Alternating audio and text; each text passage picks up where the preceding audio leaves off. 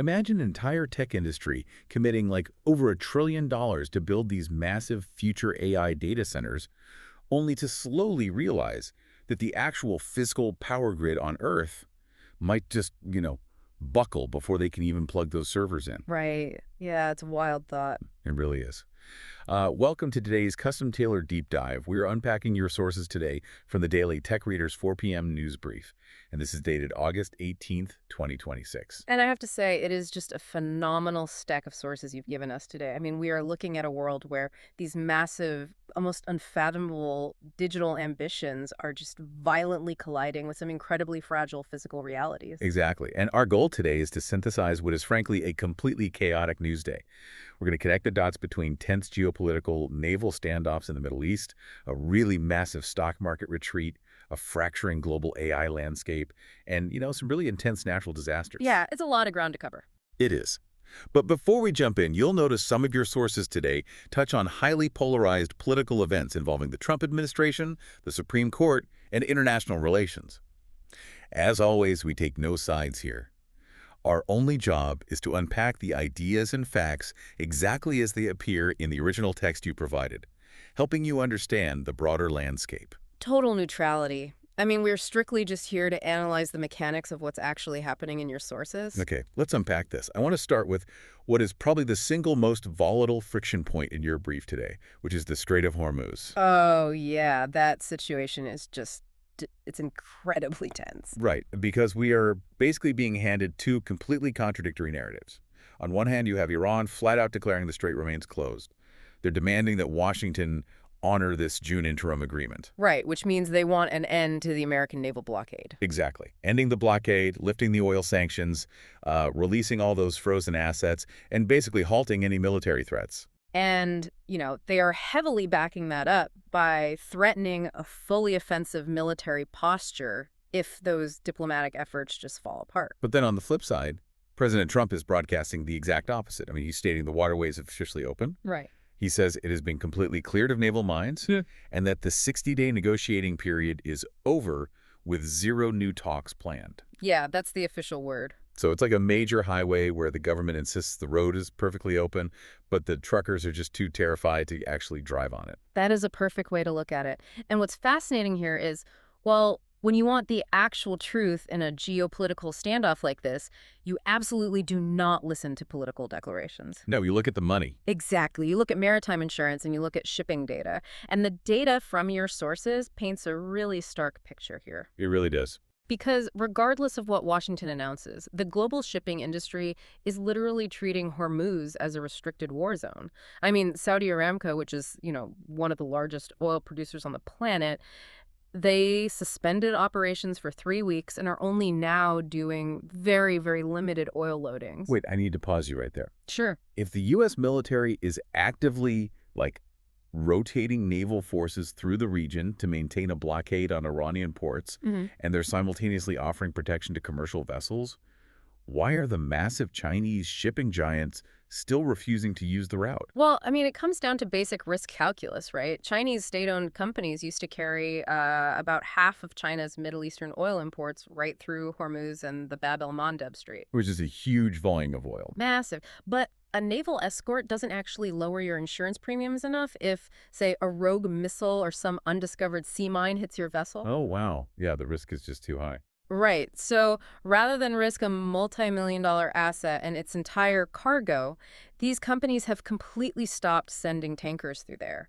They're resorting to these offshore ship-to-ship transfers near Fujairah and Omani ports. How does it even work in practice? Are they basically just parking two massive oil tankers next to each other out in the open ocean? That is exactly what they're doing. That sounds insane. It is. I mean, they anchor in safer waters outside those choke points. They connect these massive industrial hoses between the vessels, and they literally just pump the oil across. Which has to take forever. Oh, it's incredibly slow. It's super dangerous if the seas are rough, and it's just a complete logistical nightmare. And the financial reality of that inefficiency is staggering. Yeah, the freight rates. Exactly. Freight rates between Oman and China haven't just gone up, they have quadrupled. We are talking $140,000 per vessel per day. Which completely explains the oil prices we're seeing in the brief, because the markets clearly aren't treating this as just some temporary hiccup. Not at all. I mean, Brent crude just hit a 3-week high of $91.02 a barrel. Yeah. And West Texas Intermediate is sitting at $84.94. Right. And just for anyone not totally deep in the commodities weeds, Brent crude is basically the global benchmark for oil prices, while WTI is the benchmark for U.S. oil. So both of them spiking means the entire world is feeling the squeeze. Yeah, and that squeeze is creating immense political and military ripples right now. The sources note that President Trump actually threatened military action against Oman if it interferes. Wow. Yeah, and he sent a direct message to the Iranian Revolutionary Guard commander, Ahmad Vahidi. Meanwhile, the Pentagon is just maintaining that blockade via rotating naval forces. And obviously, all of this rising oil, gas, borrowing costs, it's all creating massive political pressure domestically right ahead of the November midterms. Oh, absolutely. The timing is huge. And I want to quickly map out some of the other global security and legal shifts from your brief, because everything is moving at once. In Latin America, the U.S. is expanding its anti-drug cartel operations. They're moving from just maritime interceptions to actual land targets now. Right, which is a major escalation. And then over in Asia, the U.S. is actively reducing joint military exercises with South Korea. Which Seoul hopes will open some doors for talks with North Korea, right? Exactly. They are banking on that, creating an opening. And then, locally in the U.S., we also saw the Supreme Court reject Trump's attempt to overturn the $5 million judgment awarded to writer E. Jean Carroll. Right, so the board is just constantly shifting. But these soaring energy costs and all this geopolitical tension, it isn't just isolated to foreign policy. It is actively dragging down Wall Street and forcing this massive reality check in the tech sector. Yeah, the macroeconomic reality right now is, it's pretty grim. It is. The S&P 500 fell 0.67%, and the NASDAQ dropped 1.31%. And tech was the main anchor dragging it all down. Oh, for sure. Tech took a huge hit. But the bond market is what really stood out. The 30-year Treasury yield hit 5.337%, which is its highest since 2007. That is a massive number for bond yield. Right. But here's where it gets really interesting. I want to push back on the AI hype a bit here, because giants like NVIDIA and Micron also took a major beating. So I have to ask, is the AI bubble finally bursting, or are investors just waking up to the actual cost of doing business? I think it's definitely the latter. We are witnessing a major shift from blind optimism to, well, real financial accountability. Okay, how's that? Well, the European Central Bank has actually explicitly warned about a major correction due to all this excessive AI optimism. Really? The ECB? Yeah, because European households and institutions currently hold about 440 billion euros in U.S. tech. That is a ton of exposure. So now executives are suddenly demanding that AI programs actually show real revenue growth, or at least undeniable cost reductions. Because the infrastructure bill is finally coming due. I mean, the stats and the sources are wild. Big tech has accumulated $1.09 trillion. That's trillion with a TN future data center lease commitments. Yeah, the physical footprint of this stuff is just staggering. It really is. Like, NVIDIA even had to reduce its funding guarantee for an OpenAI data center in Ohio, though they are eyeing a $3 billion investment in SB Energy. Right. And if we connect this to the bigger picture, it's not just about the money. We are looking at a divided digital world. It's essentially a digital Cold War. Because of the geopolitical divides. Exactly. National rules on chips, models, and platforms are just completely fracturing the global market. Right. The U.S. is threatening to exclude countries from its AI coalition if they join China's competing framework. Yeah, and you even have Apple training a completely separate internal AI model specifically for China just to navigate their local regulations. Wow. And financially, DeepSeek, which is a Chinese AI firm, is aggressively undercutting U.S. and EU AI providers with much lower commercial prices. Yeah, it's a brutal market right now. Let's rapid fire through some of the other financial moves from the brief, because there's a lot of money shifting around. Trump-backed World Liberty Financial secured a federal bank charter to expand its crypto and custody businesses. Right. Bank of America just committed $250 billion to U.S. tech, energy, and infrastructure. Private equity firm Silver Lake is eyeing an acquisition of Workday. Which would be huge. Massive.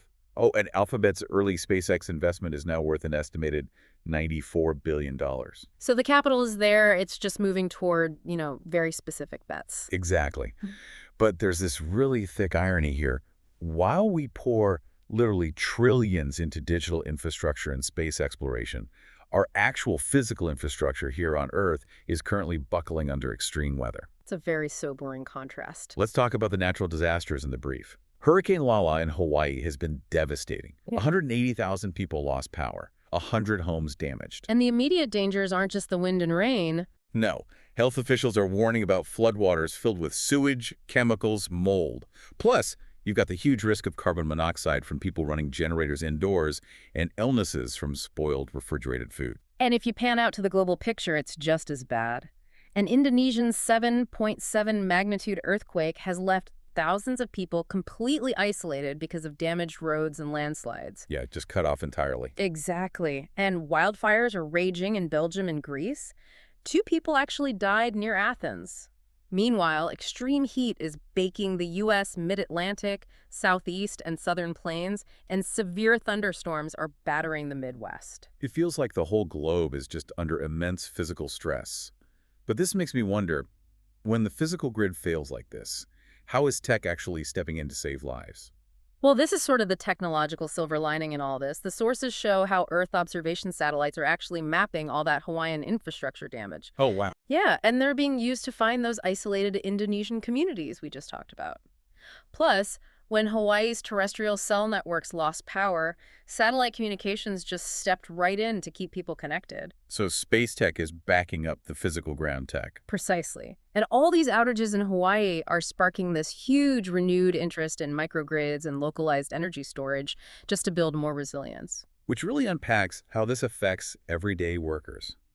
I mean, disaster recovery is driving this huge demand for physical trades like electricians and roofers. But surprisingly, it's also spiking cybersecurity demand. Right. Because hackers are literally using the chaos of these natural disasters for phishing attacks. That is just awful. It is. But in the broader corporate world, the workforce shifts are just as dramatic. Employees who can actually apply AI tools are being heavily prioritized right now. Right, like developers using AI to code. Yeah, but crucially, those developers are retaining total responsibility for security and architecture. And in healthcare, they're using AI for scheduling and documentation just to free up human staff. It's fascinating how we adapt. And, despite all these global crises, the shifting markets and the natural disasters, human culture, sports, and art just continue to march forward. They do. It's a great reminder of our resilience. Let's touch on some cultural highlights from the brief. Former baseball pitcher Tommy John passed away at 83. He obviously leaves behind this massive legacy defined by the elbow surgery named after him. An absolute legend in the sports world. And speaking of sports, Arsenal had a huge 3-0 Community Shield victory over Manchester City. Oh, yeah. They scored in just 24 seconds. Barely even started the match. Yeah. Also, Canada won the Women's Flag Football World Championship, while the U.S. retained the men's title. And shifting over to crime, art, and history opening statements finally began in the trial for the 1996 murder of rapper Tupac Shakur. Which is just surreal to see finally happening. Truly. And I loved the contrast in the art world updates from your sources. In Sicily, thieves actually managed to steal 4 Renaissance artworks by Antonello da Messina. Unbelievable. But then, over in Greece, they are giving the all-marble Panathenaic Stadium its very first cleaning in over a century. So what does this all mean? When we look at culture meeting technology, it really stands out how AI is completely infiltrating the cultural zeitgeist now. Oh, completely. It's everywhere. Film and TV workers are having to negotiate protections against digital replicas. Publishers are actively fighting over copyright licensing for AI training data. Artists are having these deep debates over authorship. And news organizations, they are having to rely on advanced geolocation just to verify storm footage because social media is being flooded with fake or old videos pretending to be Hurricane Lala. It is exhausting just thinking about it. We've covered a vast amount of ground today, from the tense, mine-cleared waters of the Strait of Hormuz to these trillion-dollar data centers, all the way down to the satellite networks coordinating rescue efforts in a hurricane-battered Hawaii. It really is a world of extremes right now. And, if I can leave our listener with one final lingering thought that builds on everything we've talked about today. Please do. We are currently building the most advanced, omniscient, and energy-hungry AI systems in human history, literally requiring trillions of dollars in data centers. Yeah. Yet, as we saw with Hurricane Lala and the global reliance on a single, narrow shipping lane in Hormuz, our entire modern civilization is entirely dependent on incredibly fragile physical power grids and supply chains. So, as we rush toward this fully digital, AI-driven future, are we fundamentally ignoring the terrifying vulnerability of the physical world required to keep those servers humming? Man, that is a heavy question and definitely something to think about. Thank you to our listener for bringing such an incredible stack of sources to the table today. Keep questioning the forces shaping your world, and we'll see you next time on The Deep Dive.